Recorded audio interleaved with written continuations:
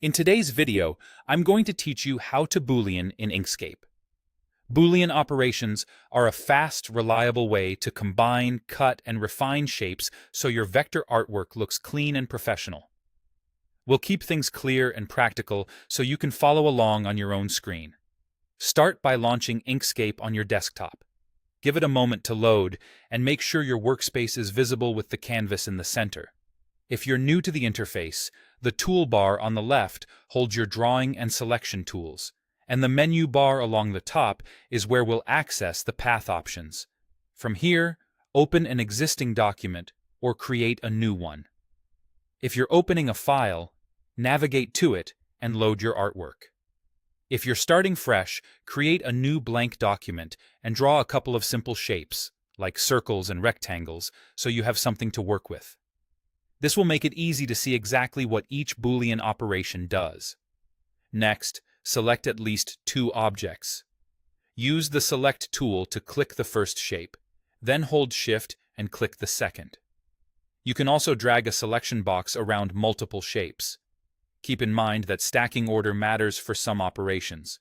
The object that's visually on top can affect the result, especially when subtracting shapes. With your shape selected, go to the Path menu at the top and choose the operation you want. Union merges multiple shapes into one single outline. This is perfect for turning overlapping pieces into a single, clean silhouette with no internal edges.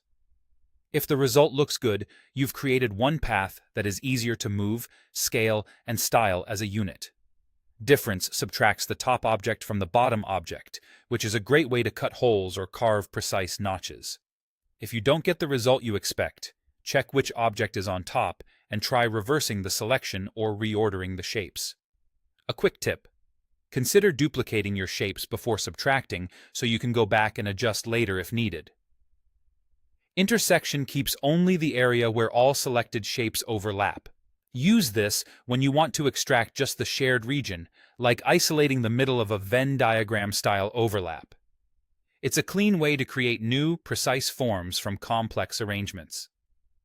A couple of final reminders.